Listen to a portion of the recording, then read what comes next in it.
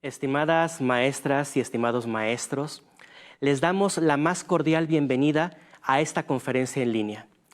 Soy Manuel Alejandro Cárdenas Cuevas, profesor de Educación Secundaria y diseñador del campo formativo Lenguajes de la Dirección General de Desarrollo Curricular. Como saben, las conferencias en línea que estamos realizando forman parte del programa para el desarrollo profesional para maestras y maestros, Voces y Reflexiones de la Nueva Escuela Mexicana, donde se tratan temas relevantes para docentes de educación básica de nuestro país. El día de hoy abordaremos el tema La integración curricular, retos para su desarrollo. Estas conferencias forman parte de la iniciativa de la Secretaría de Educación Pública, donde participan varias áreas como la Dirección General de Formación Continua Docentes y Directivos de la Unidad de Promoción de Equidad y Excelencia Educativa, la Dirección General de Desarrollo Curricular de la Subsecretaría de Educación Básica, así como la Dirección General Aprende MX. Antes de continuar, queremos compartir un mensaje muy importante para la comunidad educativa. Adelante.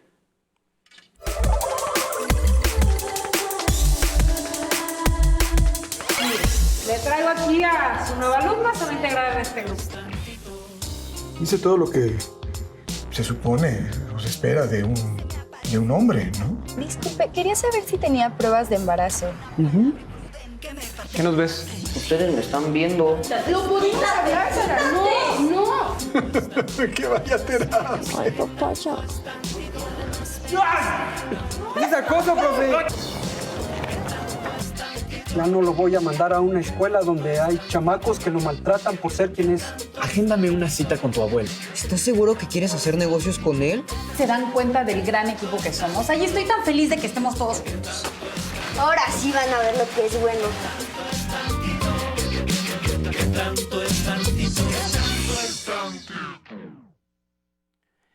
En la conferencia de hoy se hablará en torno a qué es y cómo surge la propuesta de integración curricular para resolver el problema de la fragmentación del conocimiento.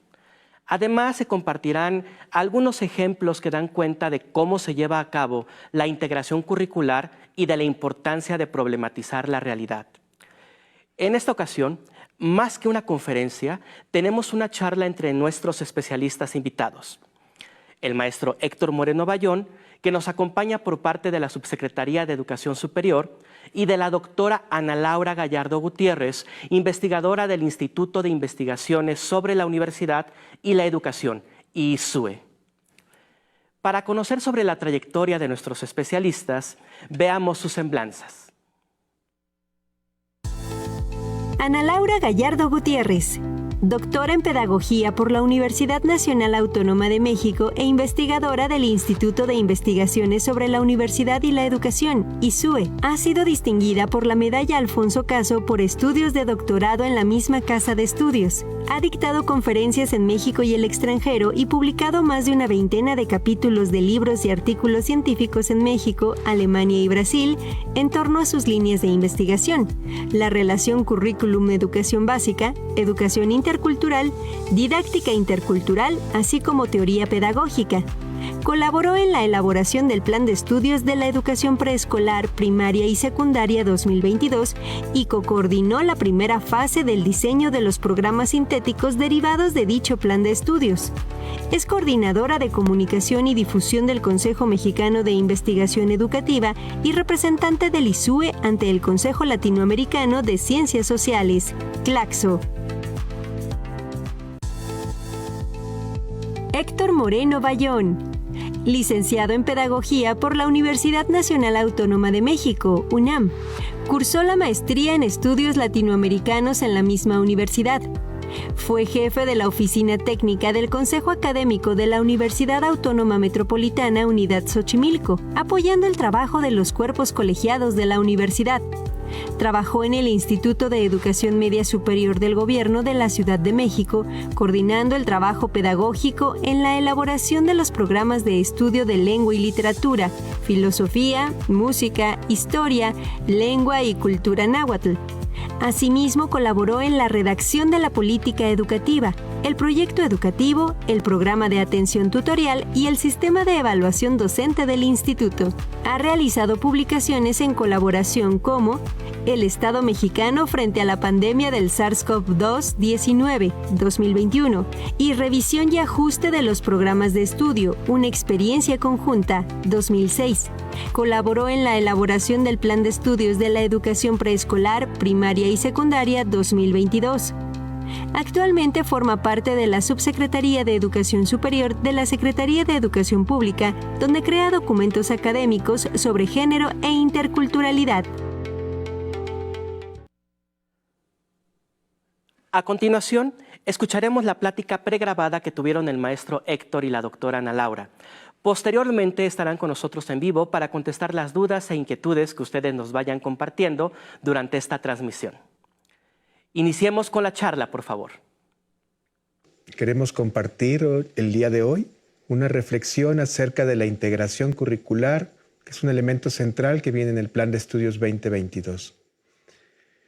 Al respecto está la doctora Ana Laura Gallardo.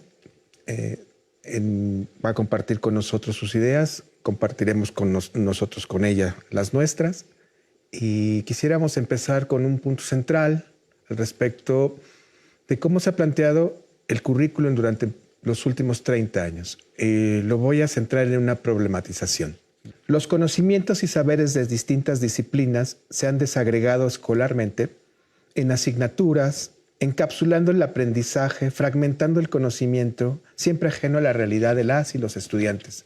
Al respecto, Ana, sobre esa base de problematización, para ti, ¿qué es la integración curricular?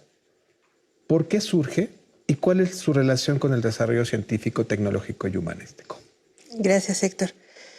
Pues como lo hemos platicado en otras ocasiones, la noción de integración curricular nace por una necesidad, digamos, que se contrapone al origen mismo de las propuestas educativas de larga data, que se basan, digamos, en la organización positivista de la ciencia. ¿Qué quiere decir esto? Que cuando las ciencias naturales y sociales nacen justo con la visión de que se especialice el conocimiento en algo de la sociedad o en algo de la naturaleza. Y esa hiperespecialización está bien en el marco de las ciencias mismas, porque podemos lanzar cohetes al espacio o construir grandes puentes, el metro, etcétera.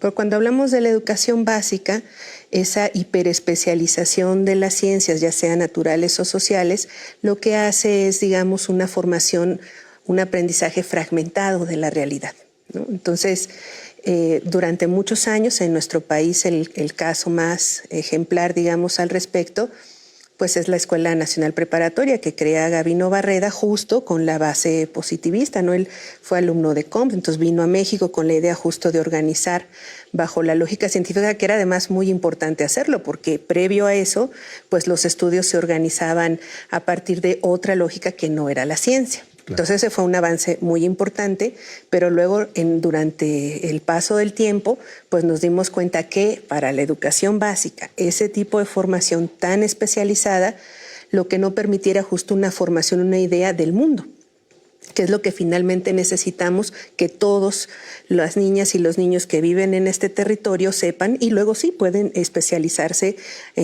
conforme van atravesando el sistema educativo. Entonces, la integración curricular nace por la necesidad justamente, en primer lugar, de observar que la realidad pues no está fragmentada. Entonces, que nuestro estudio sobre la realidad no está fragmentado, que ese también es un avance científico, es decir, tanto las ciencias naturales como sociales pues fueron avanzando de esta visión positivista, pero muchas veces la escuela se fue quedando atrás de esos avances, ¿no? Un poco ese desfase es lo que hace que entonces, por ejemplo, ahora en muchos de los nuevos campos de conocimiento, las ciencias ambientales, las ciencias de la criminalística, etcétera, justo nacen ya con esos nombres porque ya no es derecho es derecho, más entonces cuestiones de peritaje, de antropología física, pero todo eso ya no le podemos llamar justo como espacios estancos, sino que se conforman en nuevos campos de conocimiento.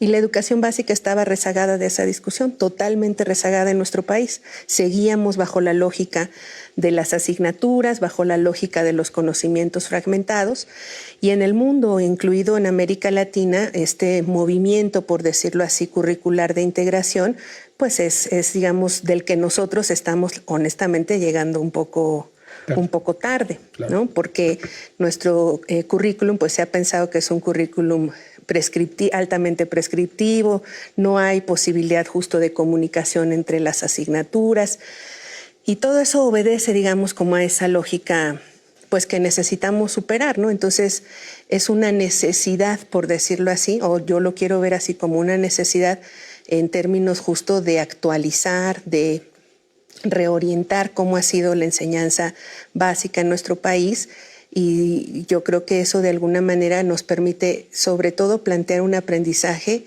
desde lo que implica una comprensión, digamos, integral, como su nombre lo dice, ¿no? De la realidad, y por lo tanto que esos aprendizajes justamente estén anclados, estén situados. Es decir, que yo no aprenda el teorema de Pitágoras y luego, ¿qué? ¿No? O sea, ahí cuál es justo como, no porque tenga una utilidad, el mismo desarrollo, digamos, lógico de pensamiento es importante. Eso si yo estoy estudiando en ingeniería. Si yo estoy estudiando, porque entonces a fuerza necesito saber todo eso para que no se me caiga el puente, evidentemente, ¿no? Pero entonces eso que necesito yo saber en la básica, ¿qué implicaciones tiene en la realidad, ¿no? Ajá. Yo ahí me pregunto, el que esté estructurado el conocimiento que las niñas y los niños aprenden en la escuela en términos de asignaturas, creo que hay una doble fragmentación, no solamente porque están asignaturas, sino porque tradicionalmente los programas de estudio conllevan objetivos de aprendizaje y un desglose impresionante de contenidos, ¿sí? Y hay cartas descriptivas que incluso las acciones están preestablecidas y hasta las formas de evaluación. Es decir, está todo menos el estudiante y la estudiante, está todo menos el maestro y la maestra. El maestro y la maestra están sujetos a esa carta descriptiva. Sobre esa múltiple fragmentación, no sé qué opinas tú, pero a mí me parece que pensar esta fragmentación desde la construcción del currículum, del plan y los programas, paradójicamente lo que ha sucedido es que las niñas y los niños se alejen del entorno, de su vida cotidiana, de las matemáticas mismas, del español mismo, de la enseñanza y el aprendizaje de las propias ciencias que estás mencionando, de las disciplinas que se desprenden de ahí. ¿Cómo resolver eso? ¿Cómo se plantea en el plan de estudios? Te pregunto, sí. ¿Cómo lo ves? Fíjate que yo esto que comentabas me parece que es una fragmentación que lo que hace es aislar el aprendizaje. Entonces, el efecto es justo que no sean aprendizajes significativos, tan llevados y traídos en la literatura pedagógica, ¿no? Sí. Entonces, es una fragmentación que lo que impide, o sea, lo que más buscamos es ¿cómo lo pongo? Es una tensión, por decirlo así, ¿no? Porque, por un lado, tenemos entonces a los matemáticos, los físicos, que no, las matemáticas y la física, pero tenemos a los profesionistas, a los especialistas, pugnando porque lo que ellos saben quede en un currículum. Cuando entonces se piensa que eso es lo importante del currículum y no justamente una visión, digamos, integrada de cómo es la realidad, ¿no? Una comprensión compleja, porque eso también es importante decirlo, la lógica causal que conlleva la manera en la que están ahora dispuestos los saberes disciplinares en las asignaturas, etcétera, como estaba en los planes anteriores, pues no solamente era una cuestión o un efecto, digamos, de esa fragmentación, era la imposibilidad de entender la compleja realidad que vivimos ahora. Y eso evidentemente nos incapacita para cualquier cosa que sea poder transformar la realidad, poder intervenir en ella. Entonces, yo creo que ese es un problema muy, muy fuerte. Y como decíamos hace un rato, o sea, la idea es reorientar eso Insisto, también es una discusión global, no es solo que esté pasando en México, está pasando en todos los currícula del mundo, ¿no? Hasta en Finlandia, que es el de los más taquilleros, ¿no? Está, en fin. Y creo yo que en el plan de estudios la estructura curricular apunta o intenta justamente apuntar hacia la integración curricular en varios de sus niveles de concreción. En el primer nivel de concreción de la integración están los ejes articuladores, ¿no? Entonces, los ejes articuladores tienen la función de traer justamente esa realidad compleja, ¿no? Vista como una comprensión general de la realidad, etcétera, que permite reflexionar sobre los contextos mismos en donde están las escuelas, ¿no? Y ese es un punto de partida muy importante que tiene que darse en el marco de la interpretación de los programas sintéticos, de la discusión y construcción del programa analítico en las escuelas. El segundo elemento de integración, que es un segundo nivel de concreción curricular, diríamos, está en los campos formativos. Definitivamente. ¿No? Por supuesto. Claro. Entonces, creo yo que este segundo nivel de los campos formativos no es tanto que sea, porque recuerdas que en los 80, 70, 80 existió ya un plan de estudios por áreas. Sí, claro. ¿No? Que eran ciencias naturales, creo que hasta nos debe tocar a nosotros en secundaria, ¿no? Y luego ya se volvió a las asignaturas, en fin. Entonces, los campos formativos tienen otra orientación, ¿no? Que es justamente como poder reorganizar esos campos. No solo se basa en la cultura y en la ciencia tradicional, desde donde se definen los conocimientos y saberes que se enseñan en la escuela. Este currículum también incorpora esos saberes de comunidades, de sujetos que no necesariamente están considerados o han sido considerados en la alta cultura. Estoy hablando de los pueblos indígenas, estoy hablando de las comunidades afromexicanas, pero también estoy hablando de las comunidades y de la gran diversidad sexogenérica, de género, el saber de las mujeres, de los niños, de los niños sobre todo, claro. Esta gran diversidad está también comprendida en el plan de estudios, en los programas de estudios, en los libros de texto. Esa es otra lógica de cómo se incorpora, porque no podemos hablar de integración si algunos quedan fuera. Esa es la primera.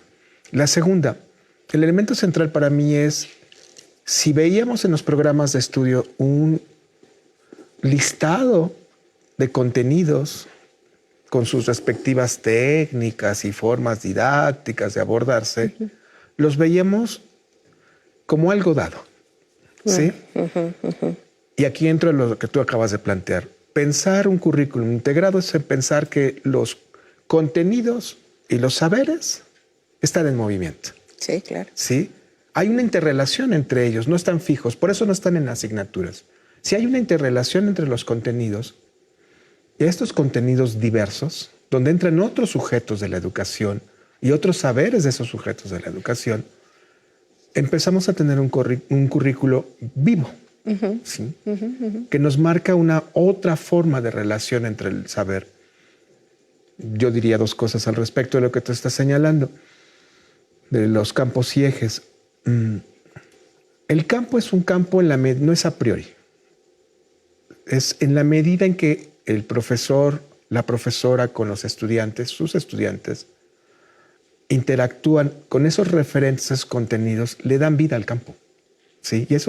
Y eso tiene mucho que ver con su autonomía curricular. Fíjate que esto que estás diciendo creo que tiene que ver justo con que el contexto y lo local es lo que hace que se concrete el eje, ¿no? O el campo mismo, porque en efecto no es que existan per se, que es lo que siempre hemos pensado que hace un plan de estudios, ¿no? Es decir, están aquí los contenidos y esos contenidos son válidos en cualquier momento y lugar, etcétera. Y bueno, ahora sabemos que eso solo ocurre en nuestras cabezas, ¿no? Porque en la realidad no sucede así. Claro. Pero creo que justo tú estás dando en el clavo de dos cuestiones. O sea, la primera es un giro epistemológico, es decir, sobre la construcción misma del conocimiento, que es un cambio fuerte que se concreta en los campos formativos. ¿Por qué? Porque creo yo que esto que tú comentas es lo que más o menos queremos posicionar como esta noción de una cierta justicia epistemológica, es decir, claro, en donde los distintos tipos de saberes están representados, ¿no? Y creo que ahí también es importante atajar esta ¿cómo decirlo? Pues como esta crítica, ¿no? Que se dice entonces que, escuché el otro día en el radio que alguien decía, pues ahora entonces lo que se va a enseñar son los saberes de los pueblos indígenas y va a quedar fuera el conocimiento científico. Un currículo aldeano, decía alguien por ahí. ¿No? Entonces, ahí, no sé, frente a eso como... Yo tengo pensado que podría contestar si alguien me dijera eso, pero no sé tú cómo ves eso. Bueno, primero, ¿desde dónde estamos hablando la ciencia, el saber, el conocimiento? Me queda claro que quien lo plantea desde una situación, desde una perspectiva, lo voy a decir así, eurocéntrica del conocimiento, ¿sí? Donde no existen otros saberes y conocimientos. El problema es que vivimos en un país mega diverso, ¿sí? En una diversidad impresionante, en donde los hemos borrado por más de 500 años. Sí, y nuestro currículum, recuerdo un trabajo tuyo, en donde a partir del siglo XX, sobre todo el siglo XX, en la construcción del Estado revolucionario, hay que castellanizar a los indígenas. Y el currículum tiene que tener esa idea. En este plan de estudios no seguimos esa tradición que es netamente racista, ¿sí? Excluyente. Cuando hablamos de ejes articuladores son unos elementos centrales que se encuentran en el plan de estudios que vinculan ciertos elementos de la realidad con ciertos elementos de los saberes y conocimientos, voy a llamarle así, de la cultura tradicional o la alta cultura, como dicen algunos. Pero no están separados, ¿sí?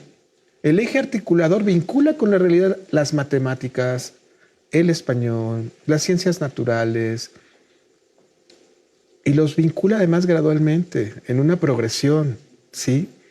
Permite esa vinculación, no se ven aislados, pero es un juego en donde los contenidos agrupados en campos formativos no están separados ya por asignaturas. Digamos que esos contenidos, al interrelacionarse, el profesor, en la decisión que él pueda tomar, en el contexto en el que él vive, en los saberes y las experiencias docentes que tiene, ahí es fundamental la autonomía que tiene, fundamental. Pueden venir y decirles qué hacer con tal o cual cosa, pues pueden decirles, pero en realidad el que decide es el profesor. Ningún curso, ninguna cosa. No, es el profesor el que decide de acuerdo a su realidad cómo trabaja esos contenidos o conjunto de contenidos en un campo formativo. Y cómo le permite el eje articulador vincularlo con su propia realidad. ¿Sí? Y ahí juegan en esos contextos, dependiendo el lugar, el territorio, porque me gusta más hablar de territorio, cómo juegan esos saberes indígenas y no indígenas. Esos saberes rurales, esos saberes urbanos. No es una u otra, son las dos, porque nuestro país megadiverso es eso. ¿Sí?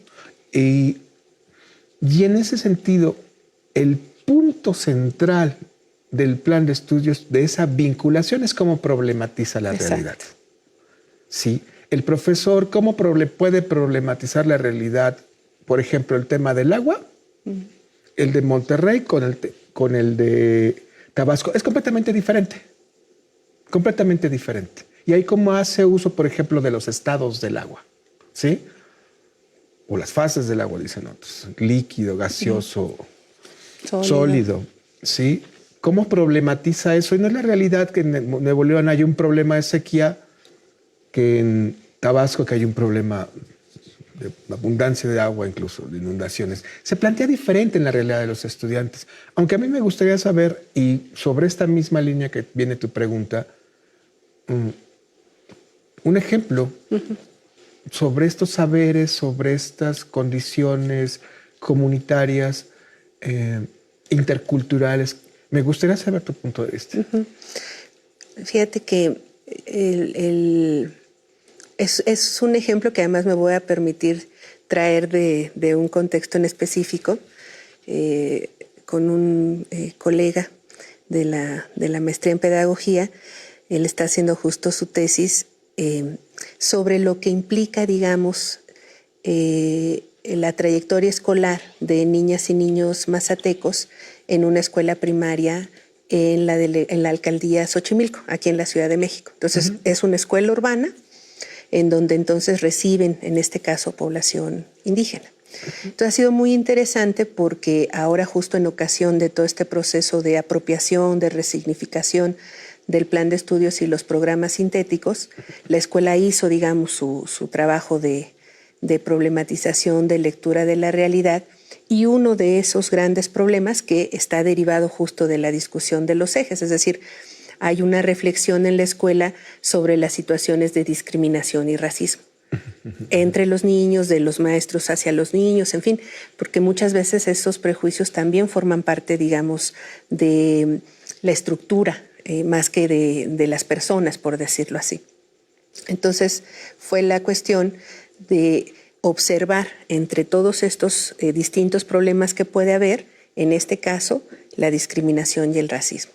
Y entonces lo analizaron en el Consejo Técnico, tanto a nivel de la escuela, pero también que no era un problema solamente de esa escuela, sino que era una cuestión comunitaria, que era una cuestión nacional, internacional.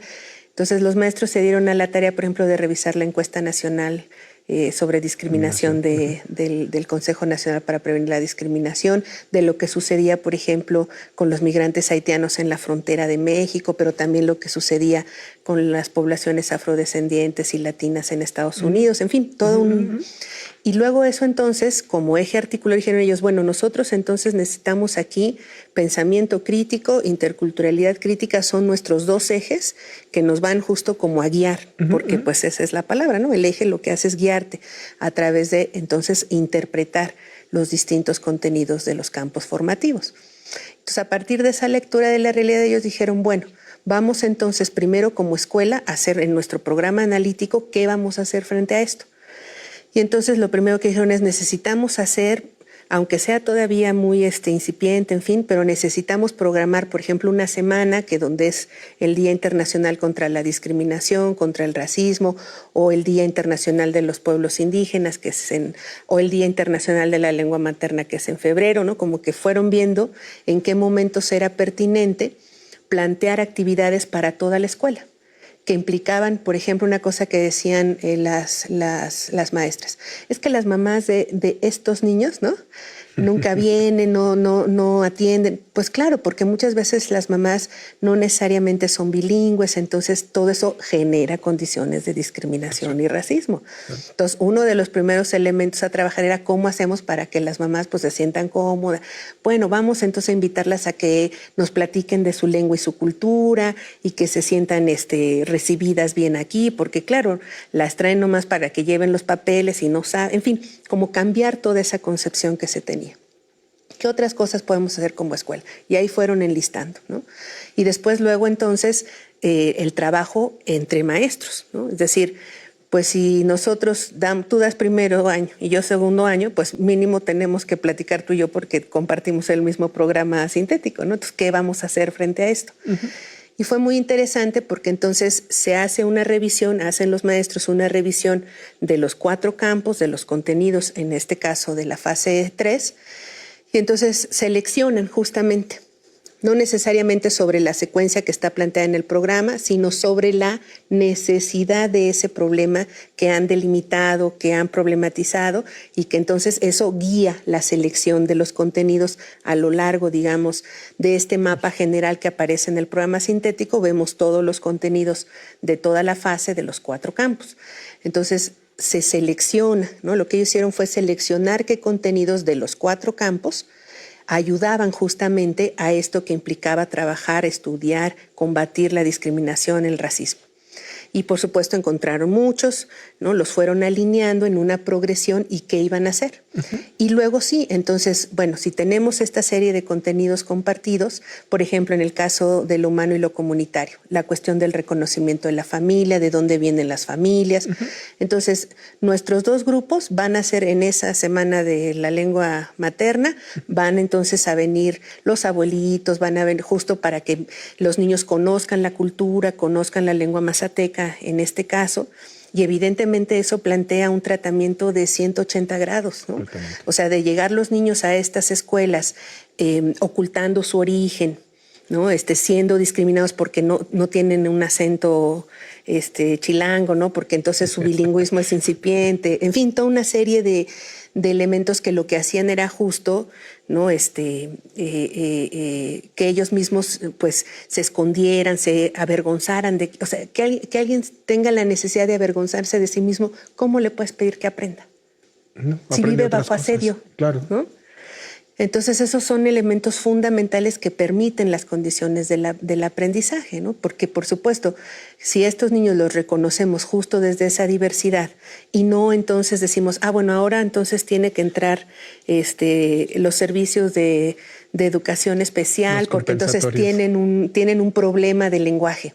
No, el problema es de la escuela, porque la escuela no tiene los recursos para que se entienda qué es lo que dice ese niño, ¿no? Es como No, por favor. Es como si a mí me invitan a dar clases a una universidad en Alemania, ¿no? Pero yo no hablo alemán y luego entonces llego a esa universidad dando mis clases en español y el problema es de mis alumnos alemanes. El problema es mío porque yo no hablo alemán, no de mis alumnos, ¿no? Entonces... Yo creo ahí que habría que recuperar dos cosas que dice el plan de estudios. ¿Cómo se sitúa el lugar del aprendizaje en este plan de estudios? En este plan de estudios, lo más importante es el desarrollo del sujeto y el aprendizaje es un elemento de ese desarrollo. He ahí que yo entiendo por qué estos niños y estas niñas que tú estás mencionando no pasa necesariamente su incorporación en la escuela, su vivencia de la vida escolar, por aprender 2 más 2 son 4, sino por otro, que es importante. Muy importante. O que se sitúa ese 2 por 2 o ese 2 más 2 en el marco de la comprensión del mundo, no solo como apréndete la tabla. Sí, y es un reduccionismo que hemos tenido en un cierto marco, cierta estructura curricular. Pero si lo vemos más amplio, como está planteado en el plan de estudios, el aprendizaje es un elemento del desarrollo del sujeto, ¿sí? Y va más allá de las teorías cognitivas, ¿sí? Por un lado. Pero por otro lado, ¿cómo se valora, y es un poco retórico esto, lo que estoy planteando, cómo se valora esta experiencia que tú estás señalando para no reducirle a los componentes tradicionales de la evaluación del aprendizaje? La evaluación implicaría, me parece, desde la experiencia que tú estás señalando, una forma de acompañamiento de ese desarrollo del sujeto en donde sí efectivamente hay un conjunto de conocimientos y saberes que se requieren y son fundamentales en cada una de las disciplinas, o esos conocimientos en los campos, pero que pasan también por otros lugares, por las experiencias de los estudiantes, por las experiencias de las estudiantes y los estudiantes, pero también de las maestras y los maestros y sus comunidades. No sé cómo. Sí, claro. Yo creo que justo es como ir desplazando esta idea tradicional de la evaluación que tenemos y que nació sí como una visión cuantitativa, porque estaba en el marco de entender que el aprendizaje es un proceso que se puede medir y controlar. Y lo que hemos aprendido en todos estos años de didáctica y pedagogía es que, pues, aunque sea nuestro deseo, no lo podemos, ni queremos hacerlo, o ahora diríamos no nos interesa hacerlo. Claro. Entonces, claro, cuando decimos evaluación formativa, es un término que se ha manoseado mucho, pero que poco se ha implementado y que poco se le ha entrado en serio al término. Entonces, cuando decimos evaluación formativa, justamente nos tratamos de alejar de esa visión cuantitativa, medible, que nos heredó la psicología conductista y luego constructivista en educación. Sí. Entonces, ahí lo que hay que asumir es que el aprendizaje es un proceso complejo en el que la escuela no determina todo ni aporta todo, y que en efecto está en el marco del desarrollo de las personas, ¿no? Entonces, cuando nosotros planteamos la evaluación formativa como un proceso de retroalimentación, como un proceso, digamos, en donde reflexionamos qué hemos aprendido, qué nos falta, en dónde fallamos, qué acertamos, entonces ahí lo que se mueve en un espacio de evaluación formativa no es el control por el aprendizaje, sino es indagar cómo estamos llevando el proceso. Y eso evidentemente se tiene que transformar de a poco, porque es un espacio que está muy tradicional, muy ligado a una tradición, digamos, magisterial, ¿no? Entonces, creo que son de las cosas que más nos van a costar trabajo, porque, insisto, pensar en el aprendizaje como un proceso complejo, como lo es, ¿no? Y sobre él más bien indagar, ¿no? Ponernos a reflexionar, ponernos con distintos tipos de actividades. No quiere decir que no haya una formalidad en llevarlos a cabo esos procesos de evaluación formativa, pero evidentemente se intentan alejar de estas visiones cuantitativas, ¿no? Al final del día creo que hay que recrear el mundo y este currículum nos permite recrear ese mundo, por lo menos el mundo escolar, el mundo educativo, en esta diversidad que están todas las maestras y maestros. Yo creo que esto que comentas, Héctor, es muy importante, cómo el plan de estudios nos permite recrear la escuela como la conocíamos, ¿no? O creo que un poco en eso estriba esta idea de la nueva escuela mexicana, ¿no?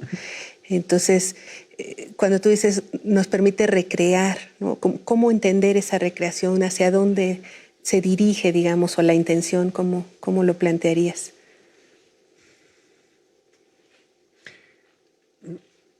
Me voy al punto central del mismo plan de estudios, el derecho humano a la educación. Y el derecho humano a la educación no es aplicar solo la ley, en este caso el tercero constitucional, que es fundamental, o las leyes secundarias, sino el ejercicio mismo de los sujetos en el ámbito escolar, que ellos puedan ejercer ese derecho. ¿Cómo se recrea? Bueno, es que hoy hablamos de las familias en plural, no la familia, ¿sí? No es la gran familia mexicana, son las familias en su gran diversidad. Hoy no hablamos de una niña, un niño, un joven, un adolescente con cierto perfil. Hoy hablamos de una diversidad de sujetos en su diversidad más amplia, étnica, lingüística, sexogenérica, en el tema de las discapacidades y capacidades, ¿sí? También en la cuestión de la clase social, ¿sí? Esta gran diversidad que están reconocidas en el plan de estudios, ¿sí? Y que son todos sujetos de derechos, ¿sí? Al ser reconocidas, lo que implica es que su existencia por sí misma son sujetos de derecho. Sí, claro. Yo creo que el plan de estudios justo lo que intenta es abrir esas posibilidades. Y creo que la más importante pues tiene que ver con cómo vamos repensando en estos distintos planos la realidad, o lo que implica problematizar la realidad, y ese ejercicio, digamos, es el más importante y se concreta en el programa analítico. Yo creo que eso es a lo que nos invita, a cómo el contexto incide en la dirección que tiene el aprendizaje, que tiene la escuela hacia su, digamos, visión de futuro, ¿no? Los rasgos del perfil de egreso lo que señalan es el horizonte, ¿no? Cuando decíamos qué recrea, qué permite recrear el plan de estudios, permite recrear nuestro horizonte como sociedad. O sea, si estamos en el marco de una transformación, evidentemente el horizonte educativo, el horizonte de futuro, pues tiene que dirigirse hacia allá. Entonces, cuando decimos, son las mismas cosas de siempre, etcétera, ¿son las mismas? ¿En qué sentido o a partir de qué elementos cuando hablamos justamente de esta reorganización o de esta posibilidad de recrear el futuro, ¿no? Creo yo que eso es en el fondo, pues siempre las pedagogas y los pedagogos, aunque no queramos, tenemos siempre esa malformación de tener esperanza en el futuro y de trabajar hacia él, ¿no? Y yo creo que a eso nos invita el plan de estudios. Entonces, pues esperamos que a ustedes también los invite a reflexionar, a trabajar en colectivo, a hacer suya, digamos, la posibilidad de esta transformación educativa. Gracias, Héctor. Gracias a ti. Muchas gracias a ustedes. Que tengan muy buen día.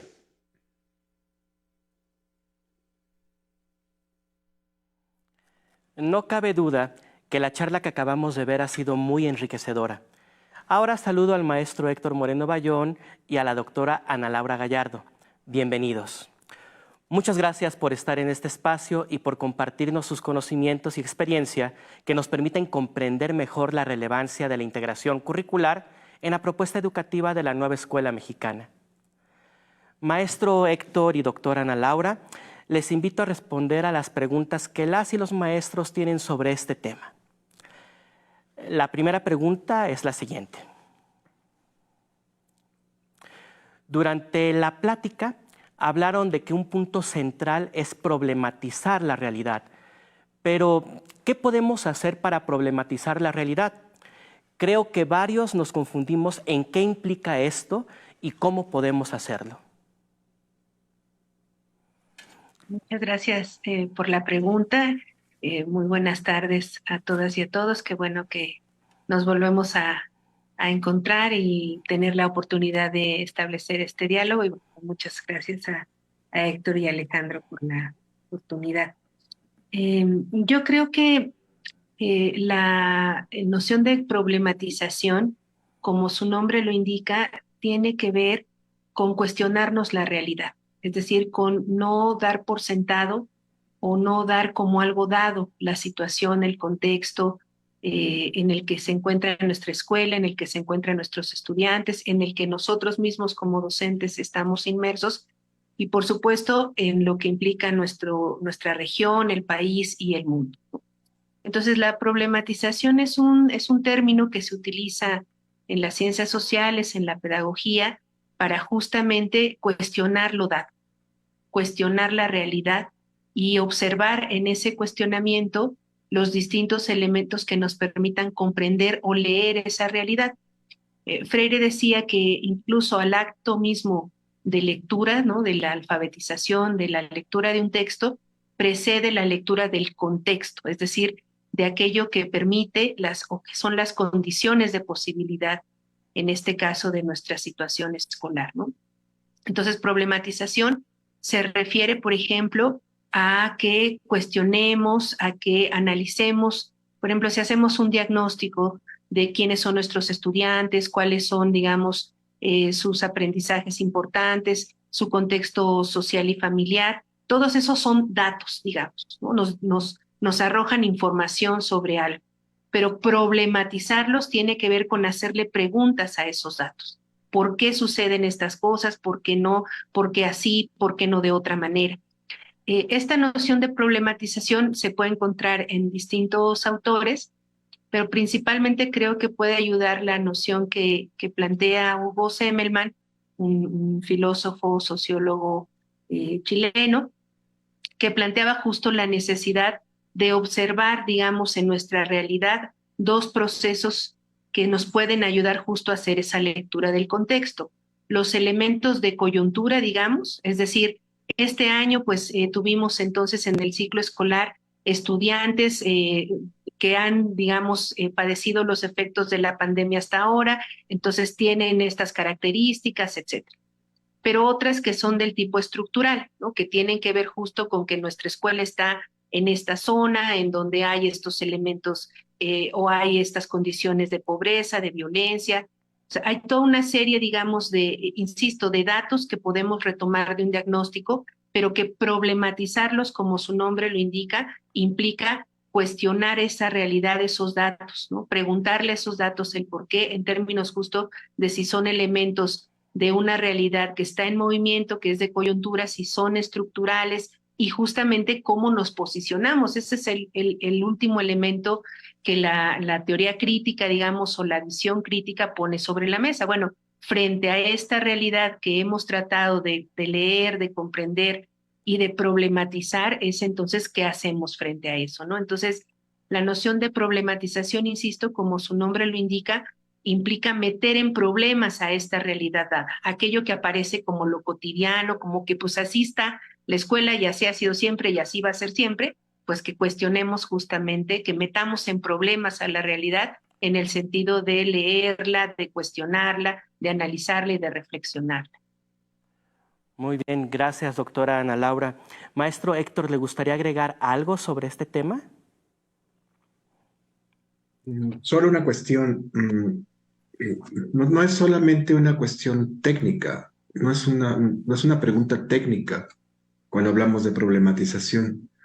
Es un mirar desde otro lugar la relación del conocimiento con la realidad de las niñas y los niños. Lo pongo de esta manera. Hay un eje articulador en el plan de estudios que es la igualdad de género. Y a lo largo del preescolar, primaria y secundaria van a haber conocimientos y saberes sobre la lengua. Cuando nos interrogamos esos conocimientos y saberes de la gramática y otros, no solo esos, otros durante todo el proceso, interrogarlos desde una perspectiva de género nos pone en un lugar radicalmente distinto. Si lo pensamos en la secundaria, desde la historia, no es lo mismo interrogarnos en los procesos históricos desde una perspectiva de género que verlos solo como datos y hacernos preguntas sobre esos datos, como señala Ana Laura, y coincido con ella, sino pensarlo desde el género es radicalmente distinto. Sí, porque las desigualdades entre hombres y mujeres nos plantean una visión de la historia radicalmente distinta y necesitamos que las niñas y los niños aprendan a problematizar su propia realidad desde diferentes perspectivas. Pongo el ejemplo de género, pero puede ser desde la salud, puede ser desde la inclusión y los demás ejes, que son los que vinculan los conocimientos vehiculan incluso con la realidad en el plan de estudios. Gracias. Gracias. Sí. Voy a compartirles algunos comentarios que nos han dejado escritos en el chat, algunas de nuestras docentes y docentes, profesores, sobre este tema. La maestra Soledad Moreno nos dice: buenas tardes, muy interesante tema para apoyar el trabajo con las disciplinas de manera integrada y con metodologías socioactivas. Saludos desde el Centro de Maestros Jalapa. El profesor Moisés Serrano Pérez nos dice: importante es fortalecer el propósito fundamental de articular la enseñanza en este nuevo plan de estudios. La maestra Lila Fiol comenta: de pronto veo que se maneja esto como algo innovador y en realidad depende del maestro aplicar la autonomía dentro de su asignatura y el currículo siempre se analiza para lograr la articulación y se traduzca en metas cumplidas. Muy bien. La segunda pregunta que tengo para ustedes, doctora Ana Laura y maestro Héctor, es la siguiente. La profesora Elizabeth Romo Martínez nos dice: cuando se realiza una integración curricular, ¿qué elementos deben considerarse para que exista una verdadera autonomía profesional por parte de todo el colectivo docente?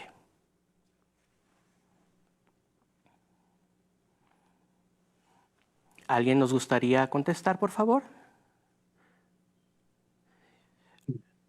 Héctor, ¿tú quieres comenzar? Sí, pongo algunos elementos y si quieres analizar a todos los... No es como... sí, cuando han leído el plan de estudios pueden ver que están articulados cada uno de sus apartados. Un punto central es de que no puede pensarse la integración curricular si no hay autonomía de las maestras y los maestros. Sí, porque no es un currículo dado donde los maestros tienen que ir, ver los objetivos, ver los contenidos, ver las sesiones, ver qué técnicas. No está planteado así. Está planteado que hay una serie de elementos curriculares que están ahí presentes, los campos formativos, los ejes articuladores y ciertas perspectivas desde donde nos podemos interrogar la realidad, preguntar la realidad. Pero es el profesor, y aquí pongo algunos elementos que están en juego, desde esa autonomía. ¿Qué queremos decir con autonomía? Pues esta lectura de la realidad que hace la maestra y el maestro sobre sus propios saberes docentes, su propia experiencia docente, su propia formación, tanto la inicial como continua, y eso es lo más importante y es lo más valioso. ¿Sí? Desde ese fondo de saberes y conocimientos y experiencias es donde se acerca a los ejes articuladores, es de donde se acerca a los campos formativos y los contenidos de los mismos. Y esto no es nuevo, perdón, hay que decirlo, esto no es nuevo, esto lo hacen muchos maestros y muchas maestras, y lo han tenido que hacer hace mucho tiempo también, ¿sí? No solamente por una elección didáctica, sino de sobrevivencia profesional, ¿sí? Por todas las desigualdades que hay en este país al respecto de eso. Bueno, aquí lo que está pasando es que se reconoce esa historia, ¿sí? Hay un reconocimiento de esas luchas y de esos saberes y todas esas experiencias del magisterio en este país. Y la autonomía es producto de eso, no de un decreto. En la medida en que el profesor ejerce esa autonomía, puede decidir en el plano didáctico, pero también en otros planos, digamos, mucho más sensibles, que tienen que ver con la relación humana entre ellos y con los estudiantes y las estudiantes. ¿Cómo abordar ciertos contenidos? ¿Desde dónde abordarlos? ¿Qué formas de trabajo? ¿Qué formas de organización? ¿Qué formas de evaluación? ¿Qué formas de planeación?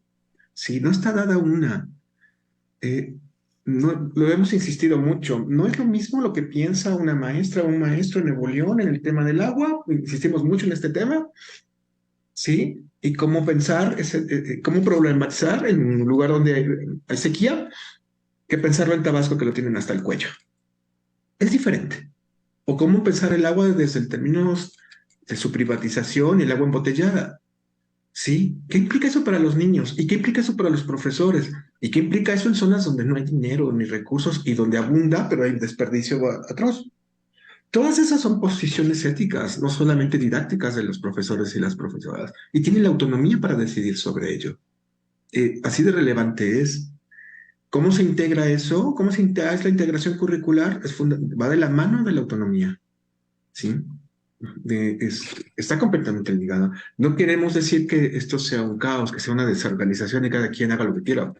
Cada quien parte de su propia autonomía, pero todos sabemos que hay elementos en el currículum que sabemos que son indispensables, son necesarios que las niñas y los niños aprendan a lo largo de la educación básica. Pero sabemos que esto es diverso, porque vivimos en un país diverso. Ana, por favor. Sí, yo agregaría que, digamos, justamente los elementos que deben de considerarse de manera central, como su nombre lo indica, pues es el análisis del plan de estudios y de los programas sintéticos en el marco del programa analítico, porque como su nombre lo indica, ese ejercicio de autonomía se concreta justo en el proceso de reflexión y de análisis de la realidad. ¿Qué es lo que hace, digamos, que esta integración curricular se vincule con la autonomía? Ese análisis de la realidad. Porque entonces quiere decir que a partir de ese proceso contextualizamos los contenidos, ¿no? Hasta ese momento los contenidos, digamos, son una indicación, pero adquieren forma y función en tanto se localizan, ¿no? Localizan en el sentido de lo local, aunque suene como un poco de juego de palabras, ¿no? O sea, la localización, ¿no? Que en su doble sentido implica justo traer al contexto. Entonces, ¿qué elementos deben de considerarse? Pues ese proceso de análisis, ese proceso de problematización. El proceso de elaboración del programa analítico es donde conecta justamente lo que se indica en los programas sintéticos y lo que entonces la realidad de la escuela señala. A partir de esa realidad, de esa lectura de la realidad, que es parte o es un ejercicio mismo de autonomía, cuando lo decimos a veces parece como en el aire, ¿no? Pero ¿en qué se concreta? Justo en estos análisis y sobre todo en la toma de decisiones.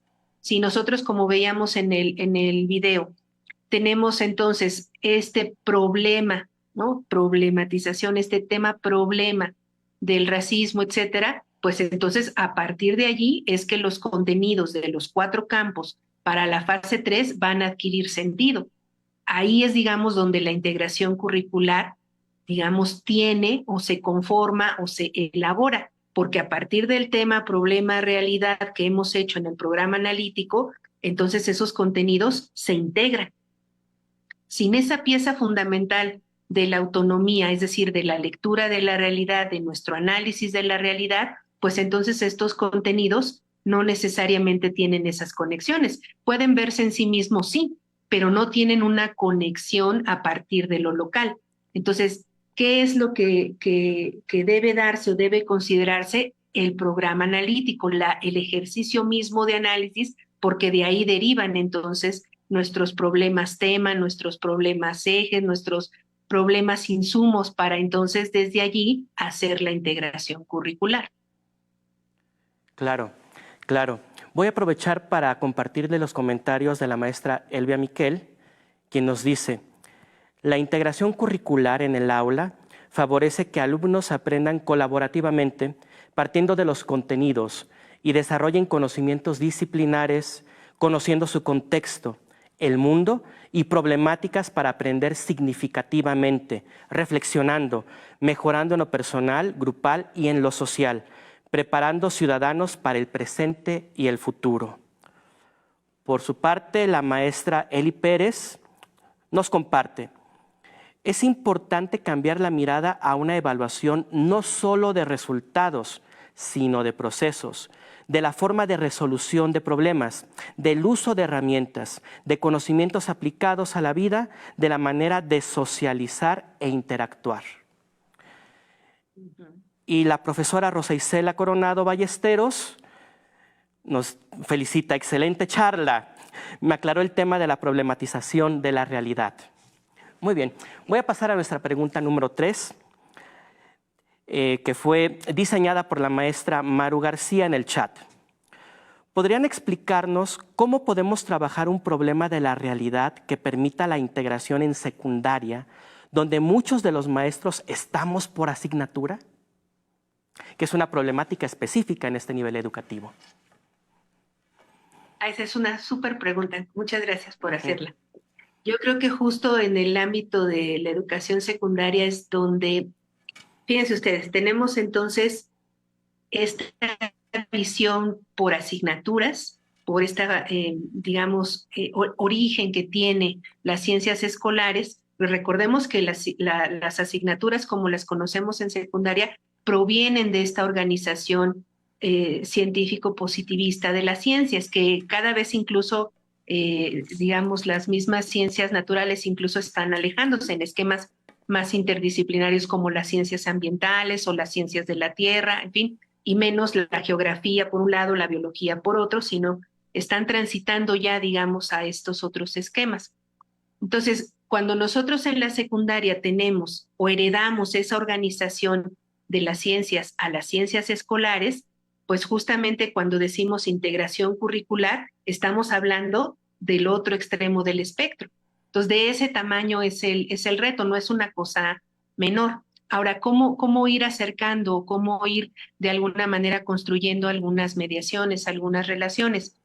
En primer lugar, pues nuevamente lo que tenemos, como eje o como punto de toque, pues es el trabajo colegiado, el trabajo del colectivo docente alrededor del programa analítico, alrededor del análisis de la realidad y de lo que implica entonces pensar justamente en términos de trabajo conjunto, que en efecto en la secundaria es complicado tanto por las condiciones estructurales y laborales de los docentes como por las mismas dinámicas que se han ido estableciendo en las escuelas.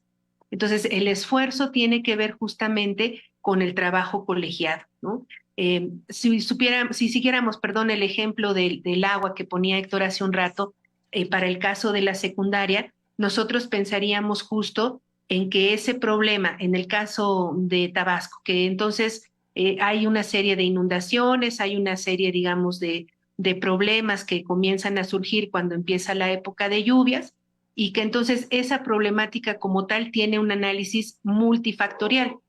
Entonces ahí la pregunta es, ¿qué aporta la física sobre este problema? ¿Qué aporta la ética sobre este problema? ¿Qué aportan, las distintas ciencias escolares al análisis justamente de ese problema?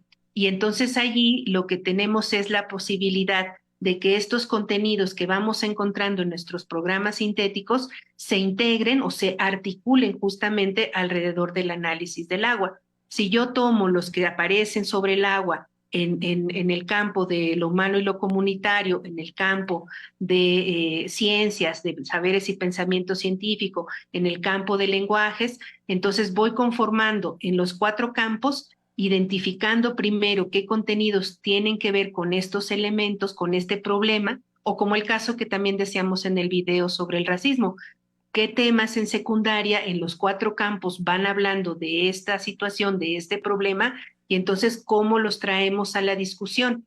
Y luego, ¿qué sigue? Pues entonces yo digo, bueno, yo tengo primer grado, tú tienes segundo grado. Entonces, si tenemos este mismo contenido, pero ¿en qué varía?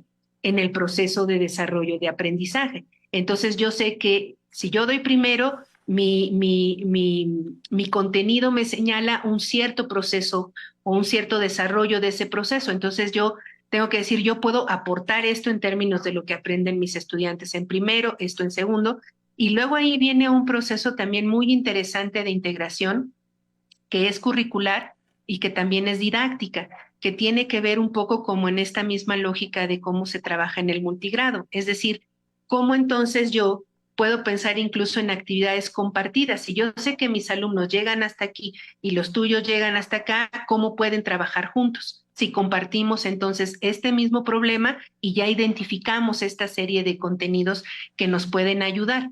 Entonces, a partir de eso, como colectivo docente, yo puedo por lo menos decir, frente a este tema problema, pues vamos a trabajar los 3 grados sobre esto y vamos a establecer esta serie de actividades de aprendizaje en donde podemos trabajar los 3 grados o los 2 grados o en un solo grado, dependiendo justamente de lo que nos señalen nuestros contenidos y nuestros procesos de desarrollo de aprendizaje. Son un poco como nuestras orientaciones para saber, digamos, cómo hacer este proceso de integración, ¿no? Entonces, ahí creo yo que justo en secundaria, como lo decía, es el reto más importante porque evidentemente nuestra tradición curricular en educación básica, digamos, en preescolar, pues esta serie de trabajos son relativamente sencillos porque la educación preescolar siempre ha estado trabajado más desde una visión integrada y va justo especializándose, ¿no? De preescolar hasta universidad, evidentemente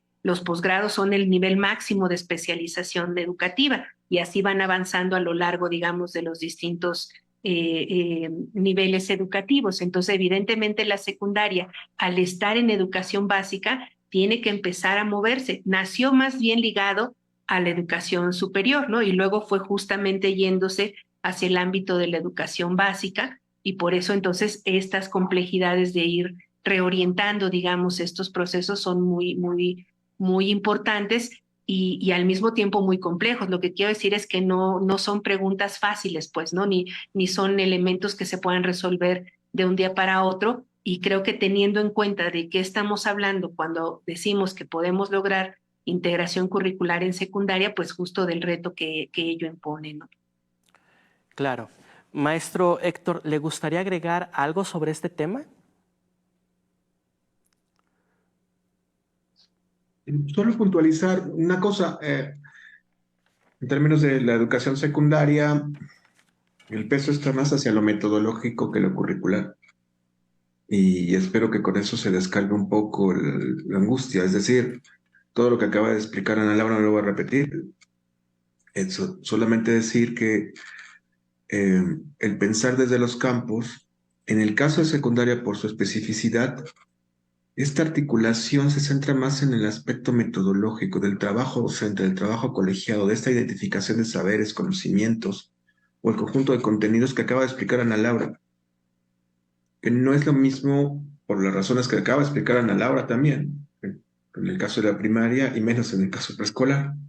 Pero sí, en el caso de la situación de secundaria es más centrado en el carácter metodológico, precisamente por estas divisiones que hay entre las asignaturas, que en este momento histórico está en esa situación. Ya serán las propias maestras y maestros con toda esta experiencia. En un segundo momento sí se puede ir repensando la secundaria desde otro lugar y otra forma de organización curricular que nos permita otro tipo de currículum.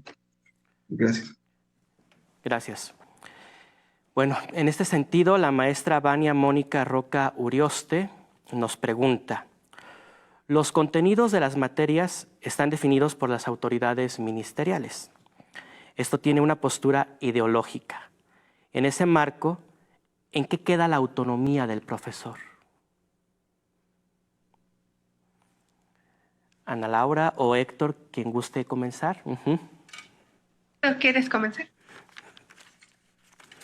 Sí, gracias.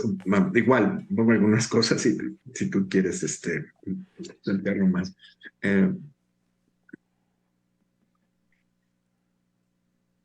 Para aclarar los contenidos, hay dos cuestiones con los contenidos en este plan de estudios, con los programas de estudio, incluso los libros de texto.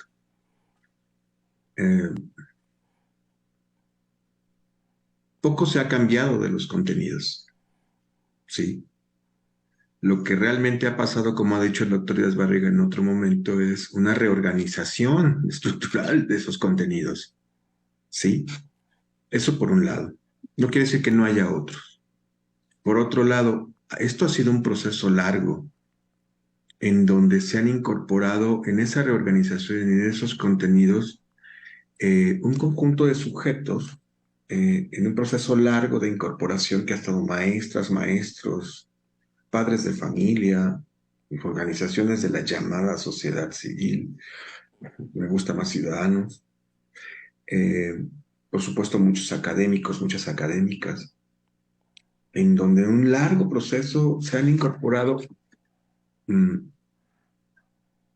diferentes perspectivas de qué saberes y qué conocimientos. ¿Sí? No ha sido solamente una cuestión del ministerio, es decir, del Estado. Porque para decirlo de otra forma, la construcción de esta propuesta curricular ha sido una construcción desde una idea de Estado ampliado, es decir, sociedad, Estado. Sí, ahí radica el gran peso de esta transformación curricular. Eso por un lado. Por otro lado, el que haya sido de esa manera y que esté expresado en los programas sintéticos y que esté expresado tanto en el plan como estarán en los libros de texto, esa es la condición para lo cual los profesores pueden efectivamente decidir desde su propia experiencia, insisto, saberes, e incluso desde sus propias perspectivas ideológicas, porque todos partimos de perspectivas ideológicas, ¿sí? Que ideología no es lo mismo que es una posición del sujeto frente a la realidad, lo voy a dejar así. Todos partimos de eso. Bueno, es decisión de las profesoras, de los profesores, desde dónde abordar esos contenidos, incluyendo la carga ideológica, ¿sí? ¿Por qué no? Todos partimos de ahí. Pero lo central es desde qué experiencias, saberes, desde qué condiciones de vida se acerca un conocimiento a los saberes y se decide en términos de la didáctica, en términos de desde las formas de evaluación incluso, de planeación, desde dónde se construye eso, insisto. Esto es así y no podría ser de otra forma porque vivimos en un país mega diverso. Y en esa diversidad no puede haber un pensamiento único que decida desde dónde se van a trabajar, qué contenidos y cómo trabajarlos. ¿No? Es todo lo contrario. Se ha dado la vuelta a eso, se ha volteado a eso. No sé, Ana, por favor. Sí, yo creo que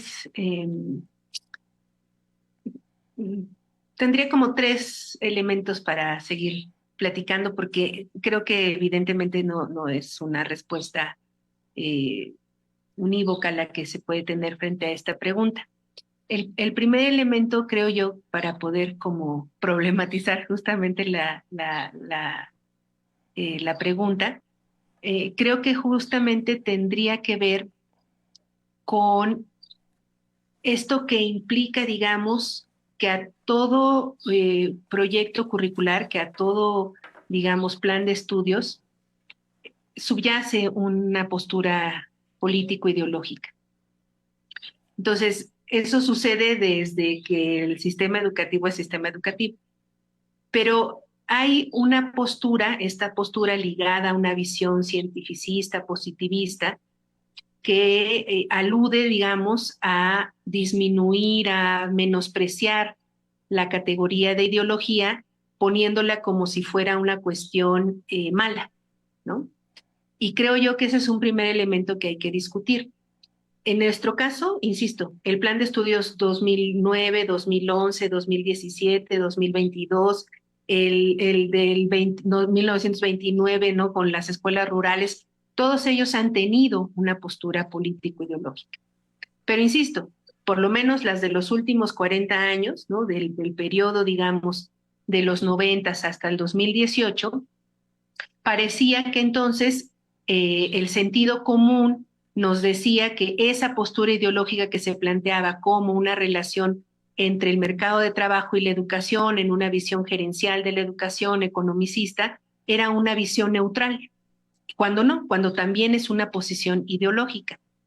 Ahora, ahí lo que está en juego, que ese es el segundo elemento desde mi punto de vista, es cuando nosotros tenemos entonces un cambio o el intento de un cambio, de una transformación, de un cambio de régimen, porque por eso, digamos, se reorganizó políticamente este país en 2018, eso es innegable, ¿no? Entonces, ¿qué quiere decir que eso afecte, digamos, a la educación? En que entonces, cuando nosotros decimos la sociedad, ¿no? El pueblo de México votó, ¿no? Por un cambio, votó justamente por una reorganización de esa visión político-ideológica, ¿no? Evidentemente ese cambio también está entonces en lo educativo. Si todo sistema educativo es subsidiario del modelo de Estado-Nación, entonces necesariamente eso tendría que afectar entonces al sistema educativo. Entonces, claro, cuando nosotros decimos que estamos entonces buscando combatir el racismo, el clasismo, la misoginia, en fin, toda la serie, digamos, de fenómenos sociales que afectan los derechos de las personas, es porque evidentemente eso es lo que interesa defender. Y nos interesa entonces sí excluir las visiones religiosas, las visiones conservadoras, las visiones, digamos, que atentan contra los derechos de las personas, el no reconocimiento de la diversidad cultural, sexogenérica, de las mujeres, de las infancias. Todo eso sí queda fuera, sí, porque lo que nos interesa es posicionar los derechos de las personas justo como el eje principal de esos procesos de transformación. Entonces, cuando decimos todo eso, ¿dónde queda en la ideología? ¿Dónde queda la autonomía? Estamos acostumbrados a relacionar esa ideología como una cuestión que se impone, digamos, a los maestros, porque sí, así ha sido. Eso no lo vamos a negar. Pero lo que ahora está en juego es un factor que antes no estaba, y que era que justamente ese cambio forma parte de ese horizonte social, ¿no? De ese horizonte social que ha cambiado y al que evidentemente pues estos cambios tienen que ir respondiendo, ¿no? Ahora, el tercer elemento tendría que ver exclusivamente con esta idea de autonomía de los profesores, y que esa siempre ha ocurrido. Es como cuando nosotros en pedagogía decimos, bueno, un fenómeno curricular tiene estas características. Bueno, esas características implican que los maestros siempre hacemos una mediación entre lo que dice, digamos, el programa y entre lo que nosotros organizamos. Así tengamos todo el aparato, digamos, encima de vigilancia, ¿no? La supervisión, la dirección, las jefaturas de sector, el mismo ministerio, etc. Y eso siempre ha sucedido así. Entonces, ¿qué es lo que pasa en este Plan de Estudios 2022? Que reconocemos la naturaleza de ese fenómeno. Es decir, que esa autonomía no le gustaba, digamos, a otros modelos curriculares porque su intención era justo imponer. Pero ahora cuando nosotros decimos, no es que nosotros digamos hay o no hay, esa es una naturaleza misma de un proceso, digamos, de desarrollo curricular o de los procesos educativos. Eso sucede, le guste o no le guste al gobierno en turno. Lo que tenemos entonces en este momento es la posibilidad de reconocer eso y de que además esos elementos de autonomía curricular coincidan con lo que la sociedad mexicana está planteando, que eso eran justo elementos que no teníamos en otros momentos. Por eso nuestra primera reacción es como que esto ideológicamente, y lo entiendo, muchos de nosotros nos sentimos así en las reformas, sobre todo de 2017, ¿no? Es decir, bueno, esta es entonces la visión estatal, etcétera, y ahí sí nuestra autonomía se veía mermada, aunque hubiera un discurso en donde había una serie de clubes y demás que hablaban sobre la autonomía. En fin, no me voy a detener en eso. Pero creo yo que estos tres planos nos pueden ayudar a entender una discusión muy compleja, que insisto, hay que reconocer que la noción de ideología no es o por lo menos en la discusión en las ciencias sociales, ha distado mucho ya de los primeros planteamientos que se hicieron en el siglo XIX, como que la ideología era algo malo, que distorsionaba la realidad, etcétera. Y no, lo que tenemos justo en las discusiones actuales, tanto en la filosofía como en la sociología, es entender que lo ideológico es un registro de lo social. Y bueno, ahí viene toda una discusión importante que, insisto, no necesariamente está ligada como a esta visión negativa que de repente sí pareciera que es como el sentido común. Pero, insisto, si problematizamos ese sentido común, pues vamos por lo menos a encontrar estos 3 hilitos para seguir discutiendo, digamos, esos planteamientos. Gracias. Gracias, Ana Laura. Concluiré con 2 comentarios de 2 docentes. La maestra Delia Cortés nos dice: excelente conferencia. Saludos desde el Centro de Maestros Francisco I. Madero en el estado de Hidalgo. La maestra Mari Ixopa: felicidades a los ponentes. Efectivamente, para aplicar esta autonomía profesional debemos tener el conocimiento de mi contexto y, por supuesto, conocimiento y claridad de los elementos del currículo para así plasmar en mi plan analítico y poder abordarlo. Maestro Héctor Moreno Bayón y doctora Ana Laura Gallardo Gutiérrez, les agradecemos su participación en esta conferencia en línea que ha sido verdaderamente enriquecedora. Para concluir, ¿nos podrían compartir un mensaje final, por favor? Héctor, ¿tú quieres? Solamente una invitación, y la invitación es a que lean el plan de estudios, que puedan tener una visión de conjunto de lo que en próximos meses se echará a andar en todas las escuelas, y sobre todo no solo que se lea, que se pueda dialogar entre las maestras y los maestros, y aún más importante, que lo puedan recrear, problematizar, criticar y compartir entre ustedes, pero sobre todo con los estudiantes y las estudiantes. Esa es una invitación, con eso quiero cerrar. Ana Bueno, Laura. pues, perdón, gracias Alejandro.